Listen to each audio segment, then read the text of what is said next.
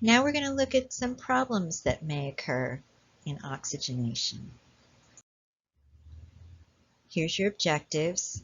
We want to look at some of the viral infections and bacterial infections that may occur, as well as injuries and lung cancer. We want to look at who requires a trach, who requires a thoracentesis, and what kind of management you'll do for thoracentesis. We're also going to look at chest tubes. First of all, influenza. You got two viruses that we know well. One is the flu virus or influenza, and the other is the common cold or rhinovirus. And really, it's not possible to eliminate either one, at least not at this time. They're both viruses. We know very well now that viruses are not a living organism. They need a host so that they can replicate. Virus is basically a submicroscopic infectious agent, and again, it needs a host to replicate. It's made of genetic material like DNA, and they're protected by a protein coating, which makes it hard to penetrate. Viruses basically hijack the cells of a living organism, and they put their genetic material right into the cells, and then they take over. They can infect all types of life forms, animals, plants, even bacteria. So the keys to this, as we know, good hand hygiene, stay away from sick people, sneeze into your elbow or turn away, be careful not to spread droplets. Every year, as you see here, there's a lot of deaths from the flu, and it's spread in different ways. We know that the flu shot is not always a guarantee that we won't get it, but it's pretty good. So you should always encourage your patients and yourself to get the flu shot. Now, particularly those who are susceptible to disease, those with compromised immune systems, people that are on steroids, people taking chemotherapy, people with COPD, emphysema, asthma, any of those, and many more, as we'll see throughout this semester. Incubation period, 1 to 4 days, and then you'll see symptoms. Here's the symptoms of the flu. As you can see, they're pretty vague. A lot of people present with body aches, some will sore throat, some will have a cough, fever, but not always. It often is high, but remember that elderly people may not mount a fever.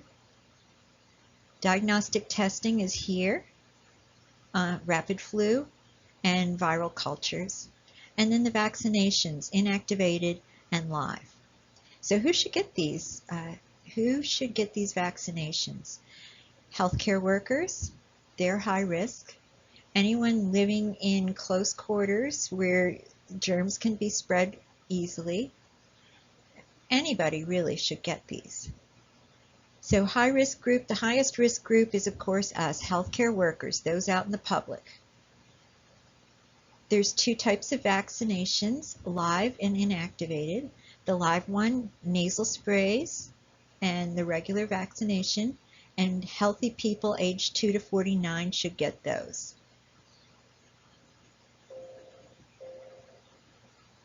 Inactivated is only an injection, anyone 6 months or older, and it's also given to people with chronic medical conditions, those that are immunocompromised, residents of nursing homes and long-term care facilities, and pregnant women. Contraindications, as you may or may not know, would be a history of Guillain-Barré, hypersensitivity to eggs, although many vaccines are with non-egg formulas. Looking down here, oseltamivir, otherwise known as Tamiflu, and zanzimivir, otherwise known as Relenza, are some of the antivirals used to treat influenza A and B, and they should be given within 2 days of the onset. Otherwise, it's too late and it really won't do a good job. You need to know for teaching, you need to know the interactions with these medications. They should not be taken, or you should not drink alcohol when you're taking these medications. Be careful if somebody's also on ampicillin, colchicine, or warfarin. The flu vaccine, H1N1 live or trivalent, and some of the side effects, surprisingly, hallucinations, nausea, vomiting, diarrhea, dizziness, headache, nosebleed, red eye or discomfort, sleep problems, mood changes. Now, not always, just be aware that if somebody complains that this is the side effects. And so those are some of the things you need to know.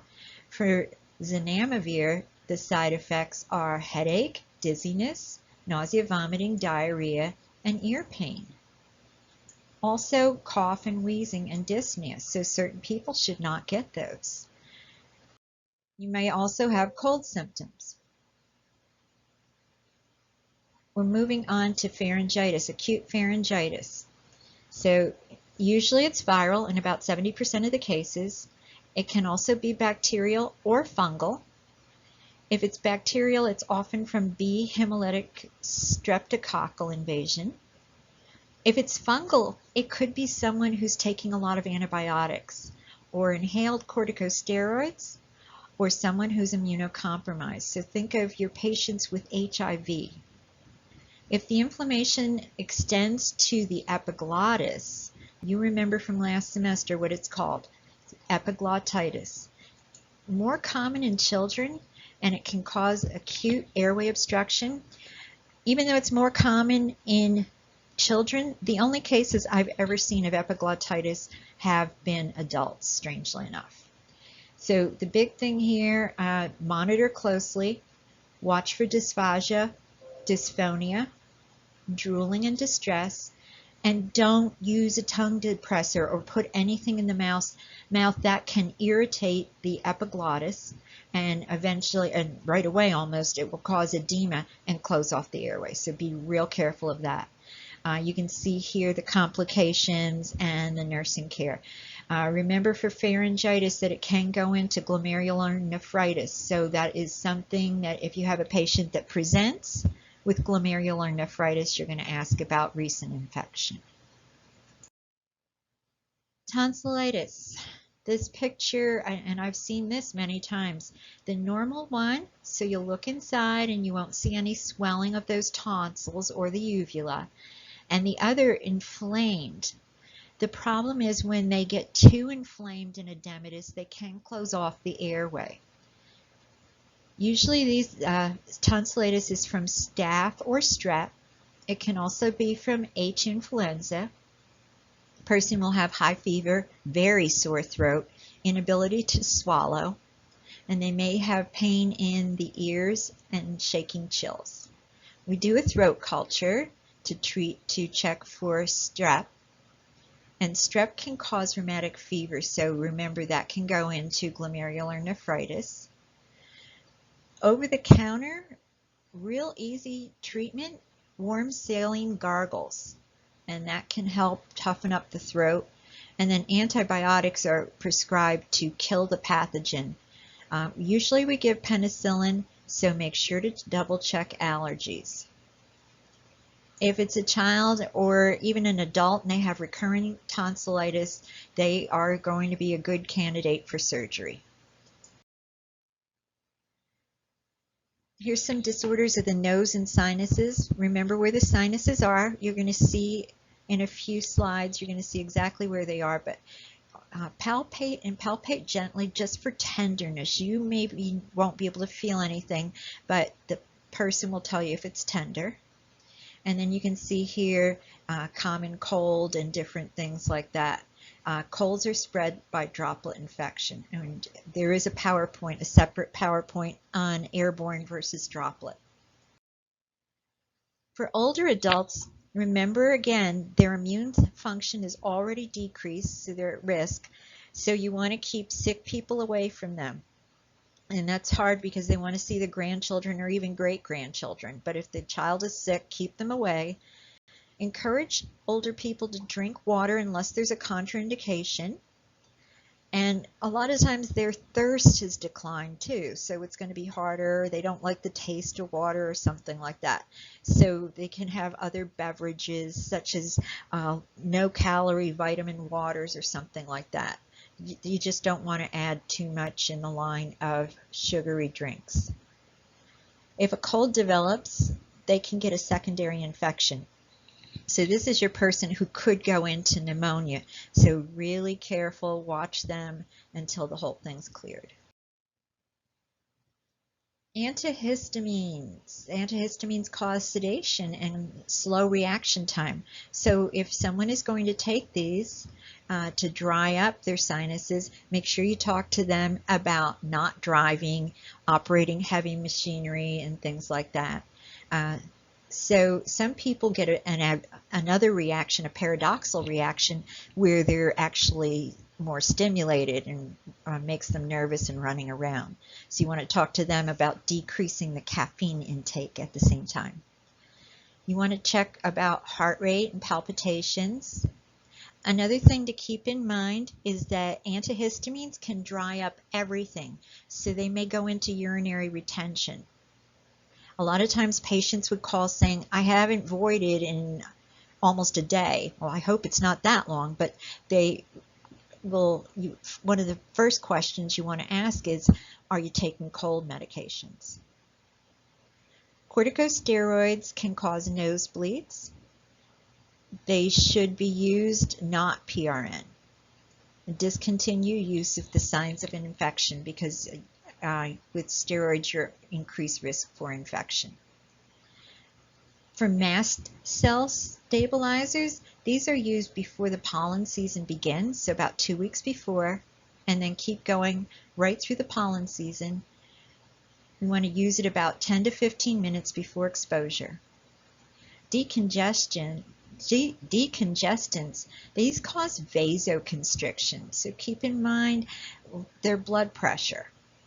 They're great because they reduce that edema, so that can cause a lot of pressure and inability to breathe. But here's the problem. If you use it for more than 3 days, it can cause a rebound congestion, which is even worse. These decongestants should not be given to people with a history of glaucoma, diabetes, hypertension, benign prostatic hyperplasia, BPH, liver or renal disease. So be careful, know their history, know their medications. For children, as you remember from last semester, REYES and aspirin. So REYES syndrome, REYE', REYES syndrome, it's rare, but it can cause swelling in the liver and the brain.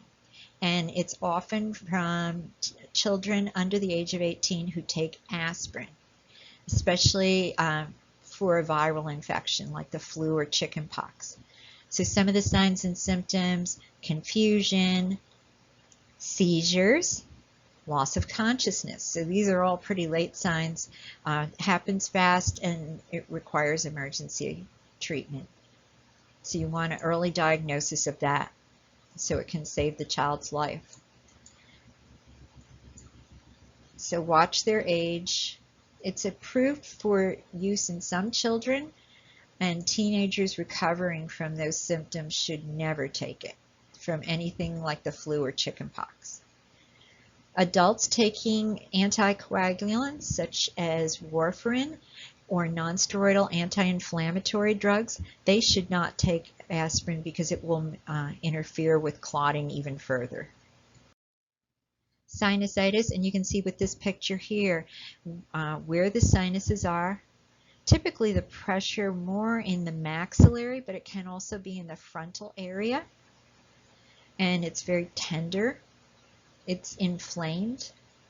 So you want to relieve the pain, promote some drainage, and prevent or control the infection. A lot of times I'll tell people just use a warm, moist pack over that area and it feels good, or they can use vaporizers, or they can get in the shower or use some kind of a humidifier. I know this sounds obvious, but tell people don't put their face over the steam of a boiling pot. Usually sinusitis is treated with an antibiotic for about 10 days. Here's your symptoms and your treatment. A lot of times I'll recommend use of a neti pot, a kit for irrigation. It is an acquired technique. It's not bad once you get used to it, and it does really, really help. Epitaxis.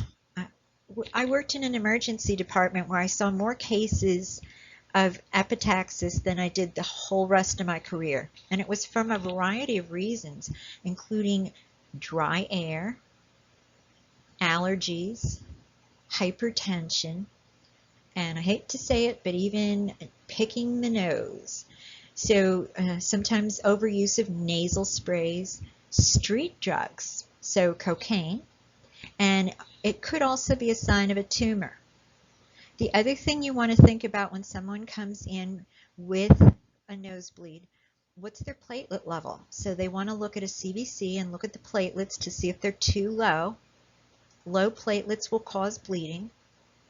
We want to look at their history of hypertension and how well it's controlled. A lot of times when people are bleeding through the nose or anywhere, their blood pressure will be up, so make sure they calm down again before you repeat it. Nosebleeds can also be a sign of leukemia. A lot of times nosebleeds happen for trauma. So was the person in a fight, or did they fall? Maybe there's more going on than just this, so we have to do a lot of investigating. Most of the time, bleeding's the only sign. We want to manage this by stopping the bleeding, make sure they're not swallowing the blood, and getting them to rest. Make sure the airway's not closed off. The person should sit forward and pinch their nose below the bone for about 10 to 15 minutes if they start bleeding, and sometimes cold compresses because cold will be vasoconstricting. So a lot of times in emergency, we wanted to cauterize the bleeding vessels or pack the nose. So we did use that balloon, which was inserted and then inflated, and that tamponades the bleeding area.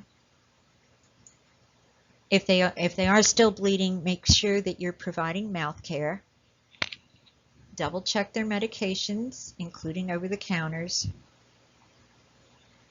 And just another thing too, sometimes we actually used cocaine to stop. It vasoconstricts and stop the bleeding. So don't be surprised if you're in on a nosebleed and that happens. Airway obstruction. So you see the picture over here with the man holding his throat.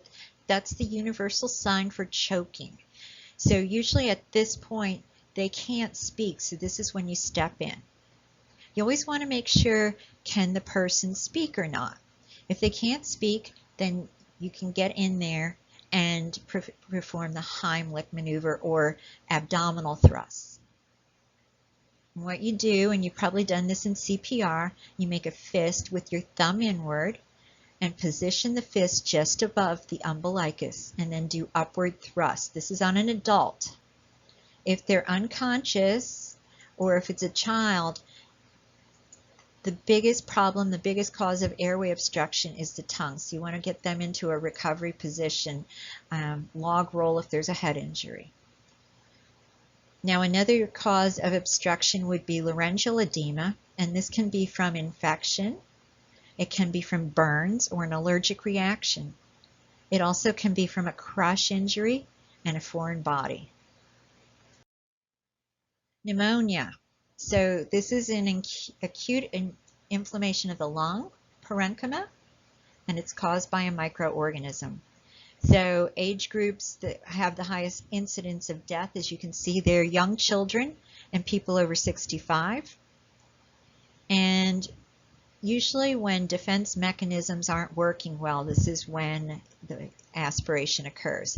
So a cough reflex that's not as strong, epiglottitis, seizures, anything like that that can cause aspiration. Here's the different types of pneumonia. We look at community acquired, that is self-explanatory. Hospital acquired, we have to really be careful not that we don't cause this. Again, aspiration pneumonia.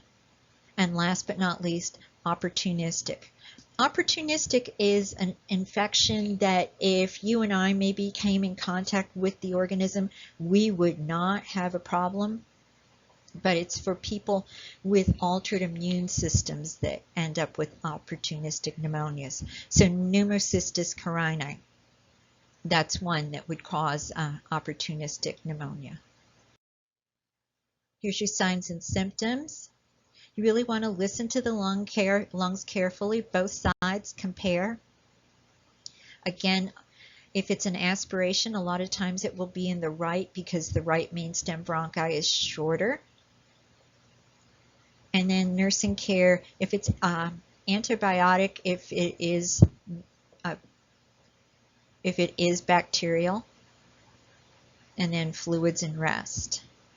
We want to try and get a culture so we know what to treat. We also want to look at ABGs and other blood tests. Don't forget, for all these people, that if you are giving an antibiotic, blood cultures should be ordered first, draw them first, and then hang your antibiotic. Otherwise, it will compete and it will change the results. Health promotion, you want to prevent aspiration. That's why we get people up and moving and give them lots of fluid. We turn those who can't move on their own. We want people to use that incentive spirometer and not just keep it on their bedside table as a decoration.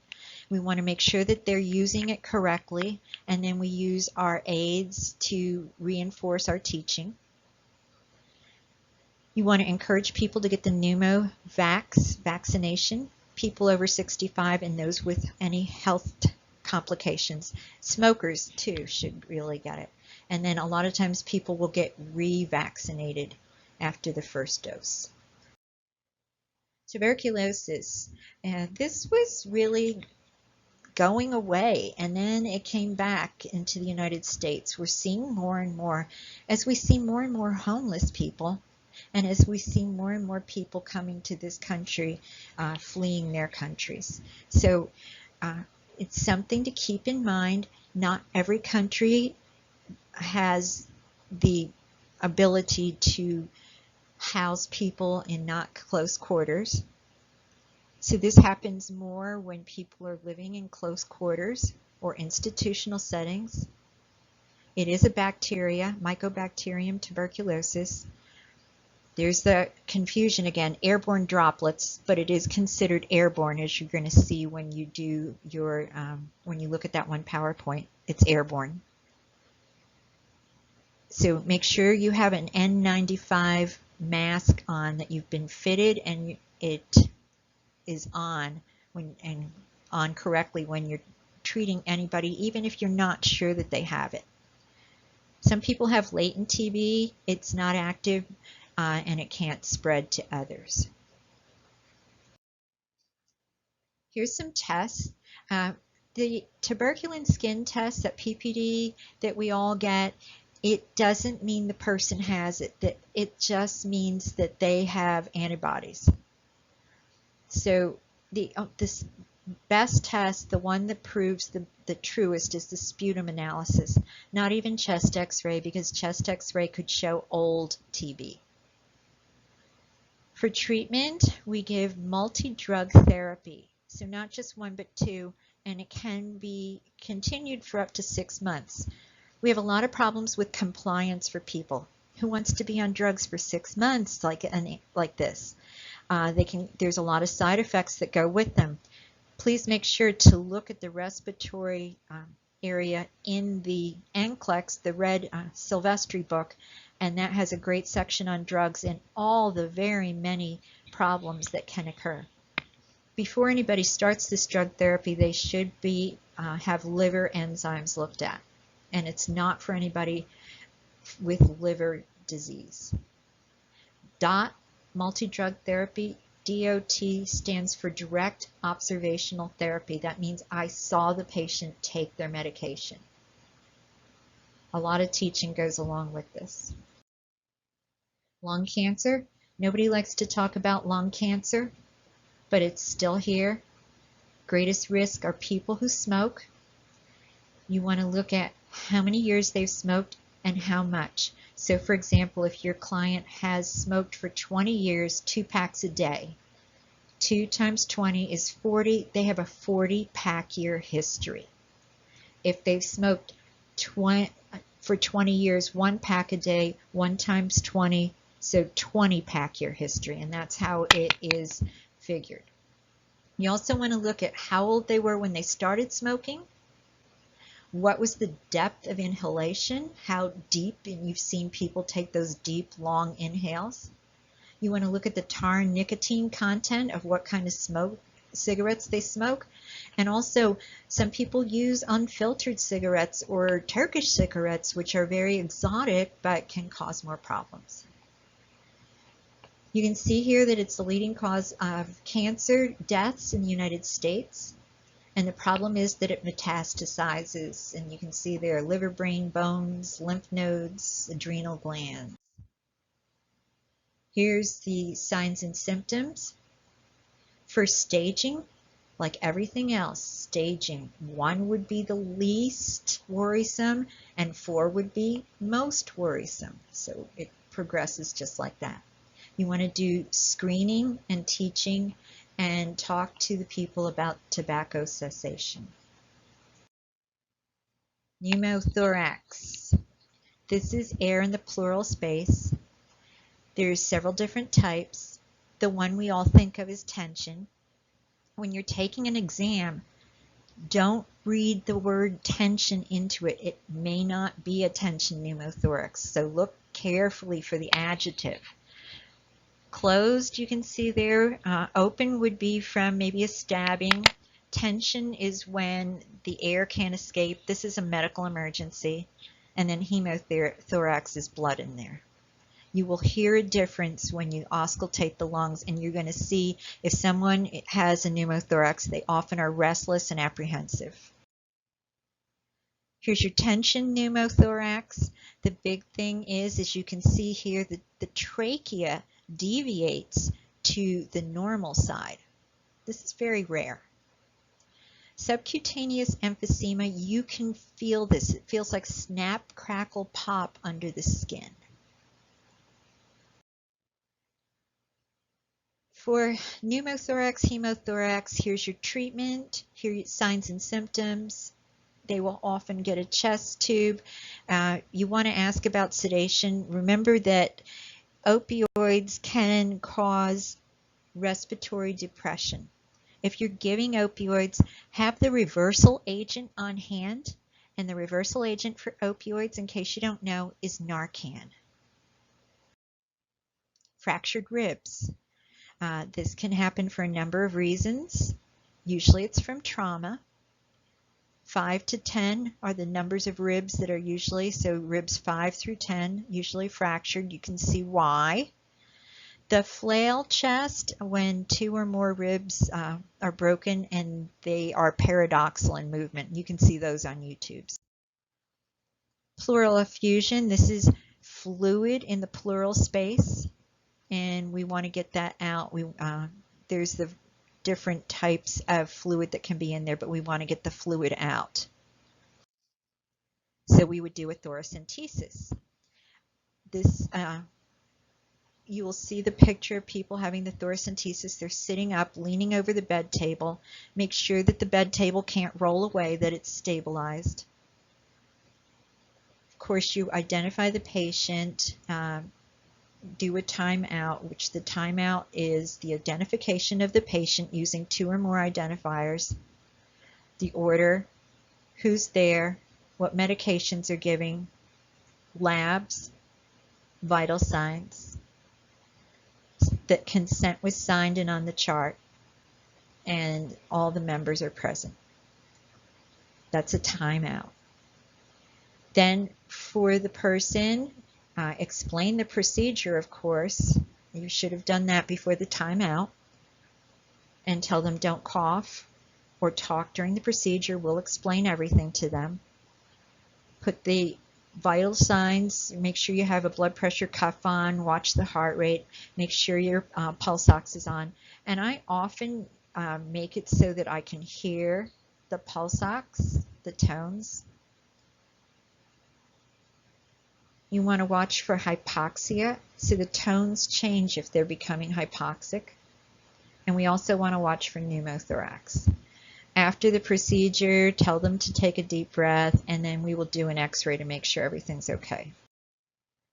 Chest tubes. Chest tubes, there's several videos for that. You can look at parts of the chest tube, collection chamber, water seal, and suction chamber. We're going to look at another picture up close. Sometimes it does bubble, and that's normal. We want a little bit of titling, but not a lot. Make sure they're not lying on the tube. Make sure that it's draining. Here is a Pleurovac. You fill it with water. They give you a little funnel to fill it in. The doctor will tell you how much suction to use. If you're in on the procedure to connect this to the tube, it is a sterile procedure, so make sure you're handing it off sterilely. And then you're going to document. We'll go over this in lab, how we document for how much comes out, but you would document how much comes out in the initial drainage. Initially too, when we turn the patient or they move about or cough, there will be drainage too.